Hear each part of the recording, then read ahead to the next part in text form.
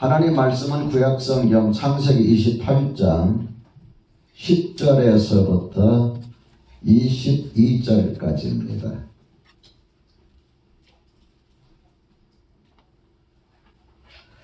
창세기 28장 10절에서 22절까지 제가 읽겠습니다. 야곱이 브엘세바에서 떠나 하란으로 향하여 가더니 한 곳에 이르러는 해가 진지라 거기서 유숙하려고 그곳에 한 돌을 가져다가 베개로 삼고 거기에 누워 자더니 꿈에 본즉 사닥다리가 땅에 서 있는데 그 꼭대기가 하늘에 닿았고 또 본즉 하나님의 사자들이 그에 오르락 내리락 하고 또 본즉 여호와께서 그에 서서 이르시되 나는 여호와니 너희 조부 아브라함의 하나님이요 이삭의 하나님이라. 네가 누워있는 땅을 내가 너와 네 자손에게 주리니 네 자손이 땅에 티끌같이 되어 네가 서쪽과 동쪽과 북쪽과 남쪽으로 퍼져 나갈지며 땅의 모든 족속에 너와 네 자손으로 말미암아 복을 받으리라. 내가 너와 함께 있어 네가 어디로 가든지 너를 지키며 너를 이끌어 이 땅으로 돌아오게 할지라. 내가 네게 허락한 것을 다 이루기까지 너를 떠나지 아니하리라 하신지라.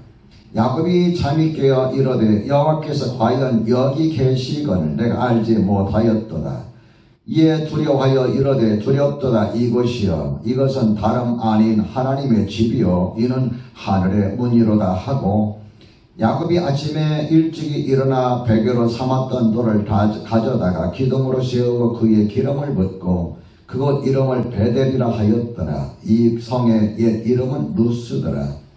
야곱이 소하여 이르되 하나님이 나와 함께 계셔서 내가 가는 이 길에서 나를 지키시고 먹을 떡과 입을 옷을 주시어 내가 평안히 아버지 집으로 돌아가게 하시오면 여호와께서 나의 하나님이 되실 것이요 내가 기둥으로 세운 이 돌이 하나님의 집이 될 것이요 하나님께서 내게 주신 모든 것에서 10분의 1을 내가 반드시 하나님께 드리겠나이다 하였더라.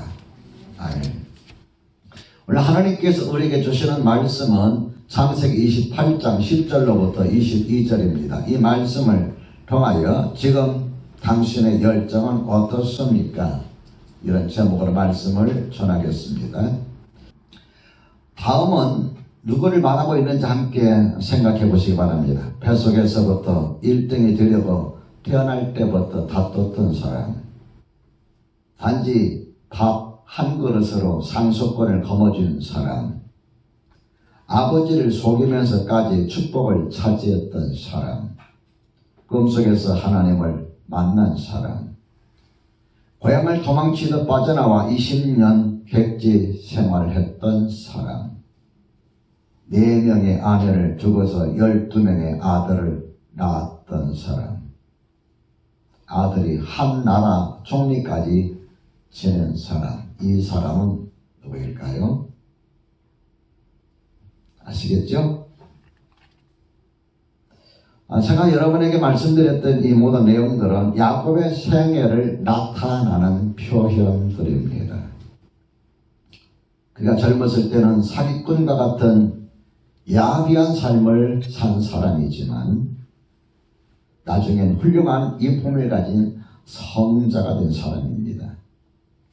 야곱이 살아온 과정들을 보면 때로는 수단과 방법을 가리지 않고 어떻게 해서든지 남보다 잘 살아보려고 발버둥치고 낭패와 실망의 늪에 빠져서 고민하고 방황하곤 허우적거리기도 하고 도저히 자신의 힘으로 헤쳐나갈 수 없는 위기 상황일 때에는 하나님을 붙잡으려고 발버둥치던 모습들을 우리가 볼 수가 있습니다. 그러한 야곱의 노년의 모습을 보면 성자로 변모한 것을 발견할 수가 있죠. 그러게 성경은 야곱을 사기꾼이나 실패자라고 부르지 않습니다. 그가 수많은 어려움들을 겪는 동안 그의 인격은 훌륭하게 다져져 가고 있었습니다. 그의 또 다른 이름이 무엇이냐면 이스라엘인데 이는 하나님께서 야곱강에서 야곱에게 지어주신 이름이죠. 이 이스라엘이라는 뜻은 하나님과 겨루어 이겼다라는 의미가 담겨 있습니다. 그래서 그의 후손들을 일컬어서 이스라엘 백성, 야곱 백성이라고 부르지 않고 이스라엘 백성이라고 부를 정도로 그는 인생을 참 훌륭하게 산 사람입니다. 사랑하는 성도 여러분, 하나님께서 우리를 어떻게 다듬어 가실지, 우리를 장차 어떻게 사용하실지 아무도 모릅니다. 지금 비록 평범하게 살고 있지만 장차 우리가 사는 이 시대에 어떤 영향력을 끼칠지 속단할 수도 없습니다. 왜냐하면 예수님의 제자들도 처음엔 지극히 평범한 사람들이었어요. 갈릴리 바닷가에서 물고기 잡아 생계를 꾸려가는 사람에 불과했지만 나중엔 그 시대를 변화시키는 위대한 삶을 살았습니다. 그러나 여러분 모두가 지금까지 지극히 평범한 삶을 살았다 할지라도 야곱의 노년처럼 변화되고 예수님의 제자들처럼 변화되어서 사람들에게 크고 작은 영향력을 끼치는 저와 여러분이 되시기를 우리 주님의 이름으로 축원합니다. 저는 여러분과 함께 본문의 내용보다는 야곱의 전반적인 생애를 살펴보면서 함께 은혜를 나누도록 하겠습니다. 하나님께서 오늘 우리에게 주시는 메시지는 세 가지입니다. 첫째로, 내일에 대한 자신만의 분명한 희망이 있어야 합니다. 내일에 대한 자신만의 분명한 희망, 이것이 있어야 합니다. 야곱의 인생은 부모의 말 한마디에서부터 시작되었다라고 저는 그렇게 생각합니다. 이삭이 40세에 리브가와 결혼했는데 60세가 다 되도록 아이가 생기지 않죠. 하나님께 아이를 달라고 기도하죠. 이 사실 창세기 25장 21절에 이렇게 기록하고 있습니다. 이삭이 그의 아내가 임신하지 못함으로 그를 위하여 여호와께 간구하며 여호와께서 그의 간구를 들으셨으므로 그의 아내 리브가가 임신하였더니 그의 응답으로 하나님께서 쌍둥이를 임신하게 하셨어요. 아마도 나이가 많으니까 한꺼번에 낳아라 해서 쌍둥이를 주시지 않았나 이렇게 생각이 됩니다만은 이 녀석들이 허구한 날 뱃속에서 싸웁니다. 그래서 하나님께 기도하죠. 하나님께서 말씀하시기를 두 민족이 너의 태 안에 들어있다. 너의 태 안에 두 백성이 나눌 것이다. 한 백성이 다른 백성보다 강할 것이다. 하면서 형이 동생을 섬길 것이다. 이렇게 말씀하십니다. 큰 자는 어린 자를 섬기리라. 오늘 우리 성경에 그렇게 말씀하고 있어요. 이 말씀은 형님이 동생을 섬긴다는 의미죠. 이것이 부모가 야곱에게 들려진 꿈이요 희망의 메시지였습니다. 더 중요한 사실은 이 메시지가 부모님이 기도해서 하나님께로부터 응답을 받았던 메시지라는 거예요. 아마 이 말 한마디에 야곱은 억척 같은 사람으로, 열정적인 사람으로 만들었으리라 저는 그렇게 믿습니다. 여러분, 내일에 대한 꿈과 희망을 품고 사는 것이 왜 중요할까요? 내가 꿈이 있는 동안에는 마음의 희망을 품고 살아갈 수 있기 때문이죠. 꿈은 마치 밤하늘의 별과도 같습니다. 비록 내가 별에는 도달할 수 없을지라도 캄캄한 밤에 망망한 바다를 향해서 노를 젓는 뱃사람들처럼 내가 어디로 가야 할지 방향을 알려주고 목적지를 알려줍니다. 내가 도착할 목적지가 어딘지 분명히 안다면 우리가 그것을 향해서 가려고 애쓰지 않겠습니까? 영국의 유명한 소설가인 메리 셀리는 이런 말을 합니다. 나의 꿈은 모두 내 것이었다. 나는 어느 사람에게도 나의 꿈을 설명하지 않았다. 꿈은 화가 날 때 피난처였고, 꿈은 화가 날 때 피난처였고, 시간 날 때 가장 소중한 기쁨이었다. 여러분, 내일에 대한 꿈과 희망, 이것은 목표하는 제게도 비타민처럼 인생에 활력소입니다. 가끔 제게 나이를 묻는 사람들이 있어요. 처음 만날 때 나이를 묻는 사람들이 있어요. 목사님, 나이가 몇입니까? 제가 묻죠. 나이가 얼마나 되어 보입니까? 그런 사람들이 대충 말하죠. 몇 살 정도 되어 보입니다. 제 나이를 이야기하면 사람들이 좀 놀라기도 해요. 그러면 이제 이런 방이 나오죠. 목사님, 나이에 비해서 무척 젊어 보이십니다. 무슨 특별한 비결이라도 있습니까? 여러분, 나이에 비해서 젊어 보이면은 묻잖아요. 뭐 특별한 비결이라도 있습니까? 뭐 좋은 거 먹느냐, 뭐 어떻게 하느냐, 뭐 마사지를 하느냐. 저는 마사지도 안 하고요. 좋은 거 먹는 것도 없어요. 여러분 똑같은 거 먹습니다. 여러분, 제가 뭐라고 대답할까요? 무슨 비결이라도 있습니까? 하고 물을 때 저는 뭐라고 답변할 것 같아요? 카톡에 올려주세요. 비타민C를 많이 먹습니다. 올려주시는지. 한번 올려보세요. 나와 쳐다보지 마시고. 뭐라고 제가 대답할 것 같습니까?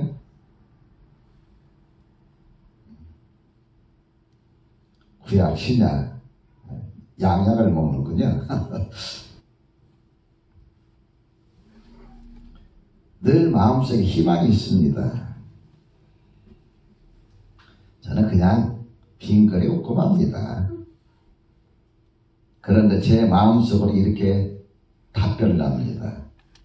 아직 내일에 대한 꿈과 희망이 내 안에 있기 때문입니다. 아까 누가 하나 올리셨는데, 아직 내 안에 꿈과 희망이 있기 때문입니다. 여러분, 이것이 제가 좀 젊게, 다른 분보다 젊게 사는 비결이에요. 저같이 공부했던 동기들을 만나면 100여 명 되는데요. 제가 제 개인적인 주관적인 이렇게 눈으로 보면은 저보다 전부 다 나이가 많아 보여요. 나보다 나이가 뭐 30살 뭐 이렇게 적은 사람도 있는데도 많아 보여요. 6살 심지어 적은데도 나보다 많아 보여. 그 이유가 뭐냐? 제가 적어 보이는 이유가 뭐냐? 그것은 내 안에 꿈과 희망이 아직도 있기 때문입니다.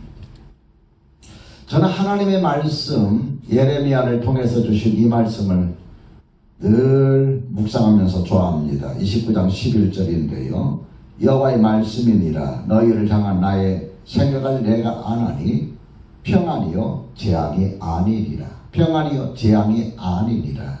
너희에게 미래와 희망을 주는 것입니다. 하나님 우리에게 뭘 주신다고요? 미래와 희망을 주신 분입니다. 믿으시면 아멘 합시다. 성도 여러분, 하나님은 우리 모두 자신의 장래에 대해서 꿈과 희망을 품고 살기를 원하십니다. 연세가 많으신 분도, 질병으로 몸이 허약한 분도, 가정 형편이 어려서 제대로 배우지 못한 분도, 돈이 없어서 살아가기 어려움을 겪는 분도 모두가 하나님께서는 희망을 품고 살기를 원하십니다. 부유한 자나 가난한 자나 배운 자나 배우지 못한 자나 높은 자나 낮은 자 할 것 없이 여러분과 내가 우리 마음 가운데 꿈을 갖고 희망을 품고 살기를 원하십니다. 내일의 꿈이 있는 사람은 그 마음에 희망이 있기 때문에 절대로 쓰러지지 않으면 꿈이 있는 백성은 절대로 망하지 않는 것을 기억합시다. 둘째로, 자기가 하는 일에 열정을 가져야 합니다. 저는 예전에 야곱을 읽으면서 야곱이 한 이런 행동들, 왜 팥죽 한 그릇으로 장자의 명분을 살해했을까? 왜 시력을 잃어버린 아버지를 속이면서까지 축복을 차지하려고 했을까? 이런 것들이 잘 이해가 되지 않았어요. 하나님이 약속하신 건데. 여러분 읽으면서 이해가 좀 되셨습니까? 그런데 제가 꿈과 비전이라는 관점에서 야곱을 이렇게 바라보니까 왜 그렇게 했는지 조금은 이해할 수 있었어요. 야곱은 자기가 하려는 일에 열정에 매우 강한 사람이었습니다. 자기가 차지하고자 하면 그것을 차지하라는 것에 집념이 엄청날 정도로 강했어요. 저는 이것을 열정이라는 단어로 표현하고 싶습니다.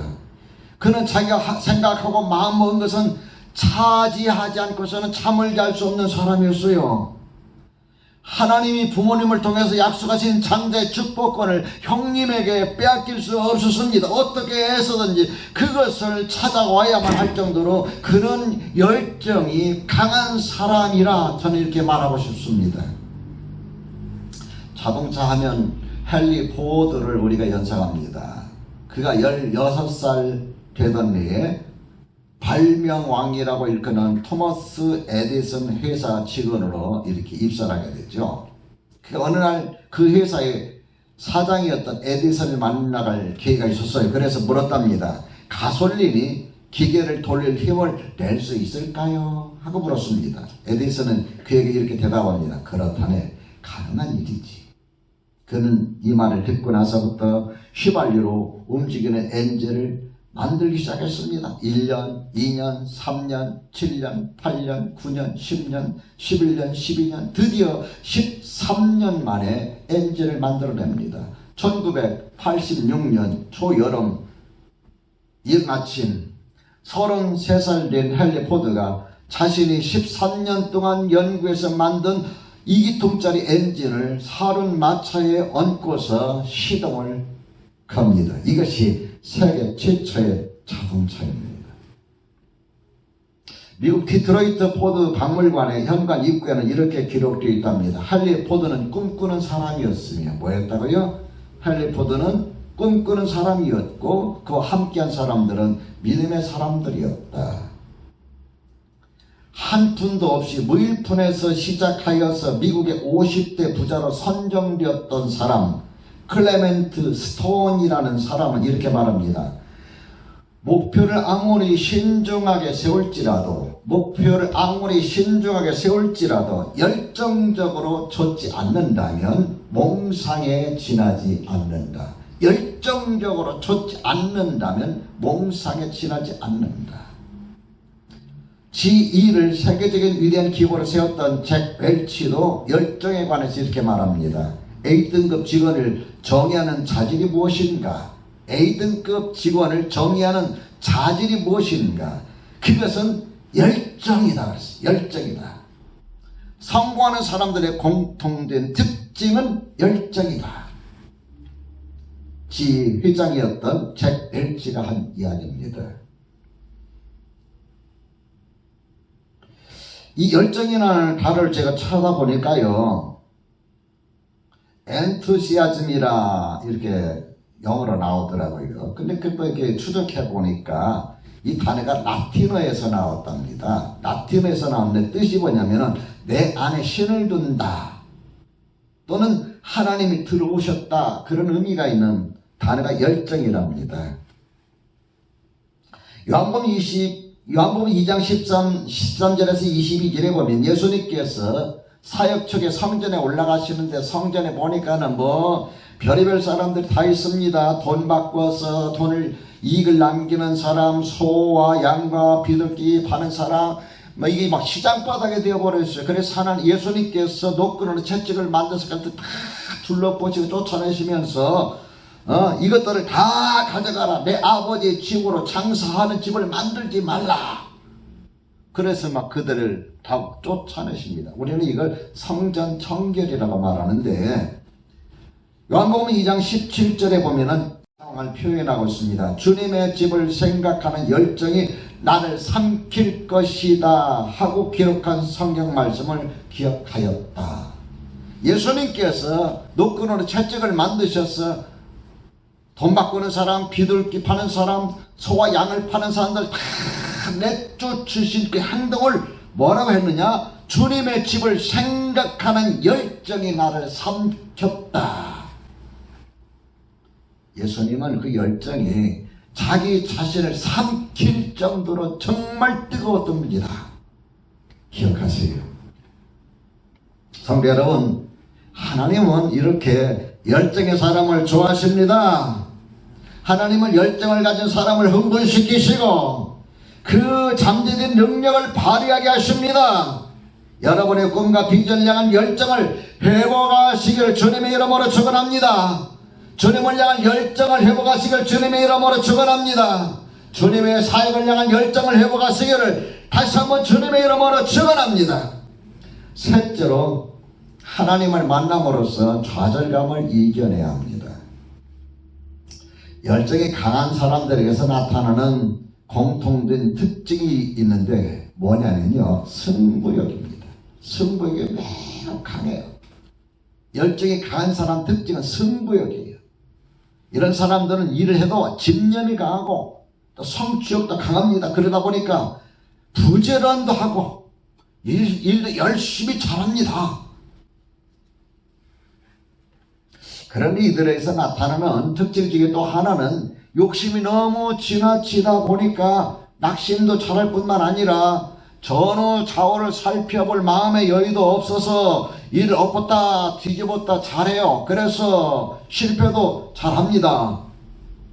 이렇게 엎었다 뒤집었다 하면서 실패도 하고 하는 일들이 잘 안 되고 하다 보니까 마음에 낙심이 오고, 마음에 낙심이 오니까 막 끌어오랬던 열정이 조금씩 식어갑니다. 그래서 희망이 실망으로 나중에 절망으로 바뀌어져 버리고 말아요. 모든 걸 포기해버려요. 저는 개인적으로 여러분을 보면서 또 제 목회하면서 종종 이런 생각을 해봐요.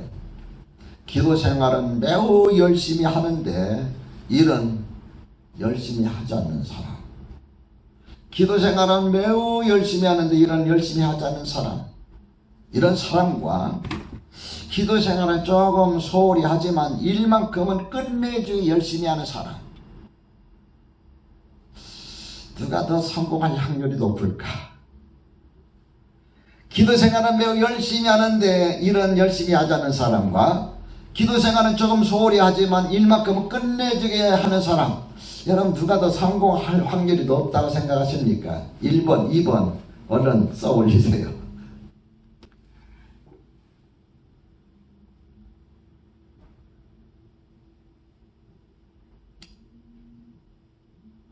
그래서 열심히 기도 생활 안 하시는구나.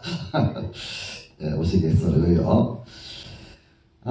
제가 스스로 내린 결론은 비록 기도 생활은 조금 소홀히 하지만 이런 끝내주게 열심히 하는 사람이 성공할 확률이 높다는 거예요. 왜냐고요? 비록 기도 생활은 열심히 하는데 일은 열심히 하지 않는 사람은요, 가장 중요한 성경적인 기본 원리를 모르는 사람이에요. 성경 원리에서 벗어난 사람이에요. 기도만 하면 모든 것들이 다 잘 된다고 생각하는데 성경 말씀이 뭐라고 하냐면 데살로니가 후서 3장 10절에 우리가 너희와 함께 있을 때에도 너에게 명하기를 누구든지 일하기 싫어하거든 뭐라 그랬을까요? 일하기 싫어하거든 먹지도 말라고 그랬어요. 일하기 싫어하거든 먹지도 말게 하라. 여러분 꼭 성공하시기를 원하신다면 기도만 하지 말고 기도하는 그 힘을 받아서 열심히 일도 하셔야 합니다. 기도만 하지 말고 공부도 열심히 하셔야 합니다. 이게 정상적인 믿음이에요. 자기가 마땅히 해야 할 일을 열심히 하지 않고서 성공만 바라고 축복만 바라는 것은 믿음이 아니라 이건 요행입니다. 요행을 말하는 거예요. 복권 사놓고 당첨되기를 기다리는 거예요. 그러다가 어떻게 한번 복권이 당첨되는 거예요.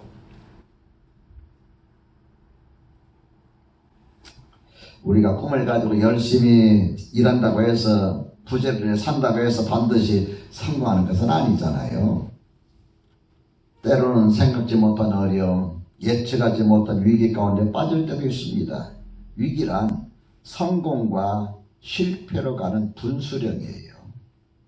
만일 어려움을 극복하지 못하고 주저앉게 되면 실패하는 것이고 위기를 넘어서게 되면 그 사람은 성공하는 거예요. 제가 만나는 사람들과 종종 이런 사람이 있습니다. 목사님 저도 옛날에는 하도 잘 나갔습니다. 그 지금 잘 나간다는 말이 못 나간다는 말이에요? 못 나간다는 말이에요. 성공은 시작이 중요한 게 아니고 마지막이 중요한 거예요. 인생의 마지막이 중요하고 그 일의 마지막이 중요한 거예요.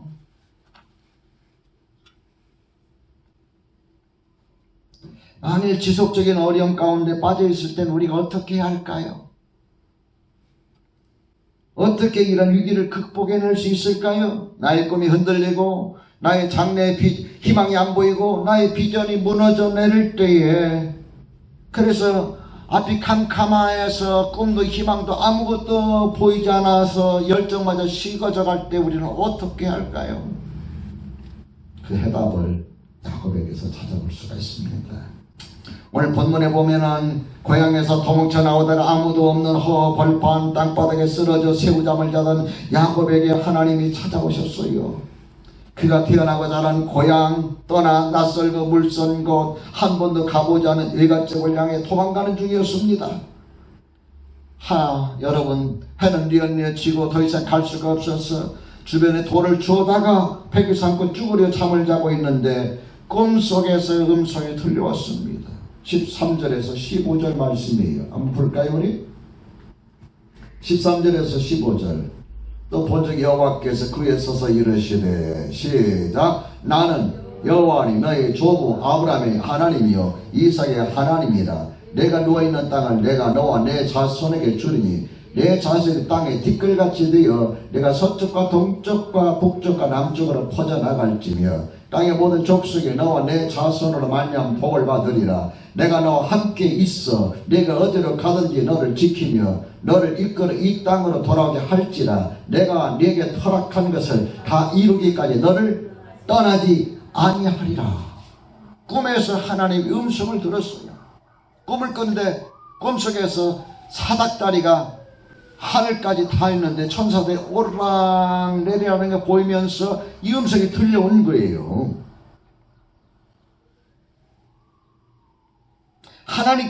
여기서 하나님께서 야곱에게 내일에 대한 축복, 장래에 대한 축복, 동서남북 내가 보는 모든 것이 너의 것이 될 것이라 말씀하십니다. 그래서 17절 이하에 보면 그는 하나님께 마음에 결심을 하면서 하나님께 제단을 쌓고 서원 기도를 하지요. 그 후에 어떻게 됐을까요? 창세기 32장에 보면 하란에서 20년 동안 살면서 아들 낳고 딸 낳고 양떼 소떼 많이 거느리게 되는데 거기서 더 이상 살 수가 없어서 다시 고향으로 돌아오던 중 야복강을 건널 때에 에서가 자기를 맞이하러 오는데 400명을 거느리고 온다더라는 말에 아주 심각한 고민 빠지고 이 상황에 빠져 있었습니다. 그때에 나그네를 붙들고 씨름하다가 그 나그네가 천사인 것을 알고서 이렇게 애원합니다. 당신이 내게 축복하지 아니하면 가게 하지 아니하겠나이다. 붙들고서 울었습니다. 당신이 내게 축복하지 아니하면 가게 하지 아니하겠나이다. 지금 어떻게 될지 모르는 거예요. 자기도 자기뿐만 아니라 자식도 모든 것 어떻게 될지 형님으로부터 어떤 일이 벌어질지 알 수가 없는 거예요. 나를 축복하지 아니하면 가게 하지 아니하겠나이다. 천사를 붙들고 이렇게 애원합니다. 그래서 하나님은 그를 축복하시고 하나님과 겨뤄 이겼다 하는 의미를 가진 이름 이스라엘이라는 새 이름을 그에게 지어주신 거예요. 창세기 34장에는 세겜 지역에서 자식들이 자기 여동생을 성폭행했다 해서 집단 살인극을 저지릅니다. 그러자 막 그 지역 주민들이 다 들고 일어났어요. 야곱의 인생 중에 최대의 위기를 맞이하게 됩니다. 그때 하나님께서 다시 말씀하십니다. 베델로 올라가라. 처음에 만났던 그 장소 베델로 올라가라. 그래서 야곱이 베델에 가서 간절한 눈물의 회개로 하나님을 만나게 되고 하나님을 만나면서 하나님께서 그를 다시 축복하게 됩니다. 그의 문제들이 거기에서 해결됩니다. 성도 여러분, 하나님은 여러분을 만나기 원하십니다. 여러분이 하나님을 만나는 것보다 하나님이 여러분을 더 만나기 원하신다는 기억하시기 바랍니다. 하나님은 야곱이 위기에 빠졌을 때 버려두지 않냐 그를 찾아오셨어요. 그를 만나주셨어요. 그의 문제들을 해결해 주셨습니다. 하나님의 말씀 성경 이렇게 우리가 말씀하고 있습니다. 나를 사랑하는 자들이 나의 사랑을 받으며 나를 사랑하는 자들이 나의 사랑을 받으며 나를 간절히 찾는 자가 나를 만날 것이라. 여러분의 생에 여러분이 하나님을 만나시기를 축원합니다. 하나님을 붙드시기를 축원합니다. 하나님께 맡기시기를 축원합니다. 여러분이 하나님을 만나려고 하는 것보다도 하나님은 여러분을 더 만나게 원하시고, 여러분의 하나님을 붙들려는 것보다 하나님 여러분을 더 붙들기 원하시고, 여러분이 복받기를 희망하는 것보다 하나님 여러분에게 복받기를 더 간절히 원하신다는 걸 기억합시다. 혹시 여러분 가운데 나에게는 기쁨도 없고 꿈도 희망도 없고 비전도 없다고 생각하는 분은 안 계신지요? 그래서 삶에 대한 열정을 혹시 잃어버리지는 아니었는지요? 야곱이 약강에서 만난 그분을 만나십시오. 야곱이 베델에서 만난 그분을 만나십시오. 그분은 바로 여러분과 나의 죄를 위해서 죽으신 우리 주님 예수님이십니다. 죽음과 사탄의 권세를 이기신 예수님이십니다. 그 예수님은 살아계셔서 오늘도 여러분과 저와 함께 하십니다. 그분은 여러분과 나의 삶에 열정을 불어넣어주시는 분이십니다. 그래서 나의 슬픔을 기쁨으로 바꿔주시고, 불행을 행복으로 바꿔주시고, 절망을 소망으로 바꿔주시며 가슴 뛰는 삶을 살게 해주십니다. 사랑하는 성도 여러분, 예수님을 만남으로 인해서 여러분의 꿈이 현실이 되고, 희망이 현실이 되고, 비전이 현실이 되기를 우리 주님의 이름으로 축원합니다.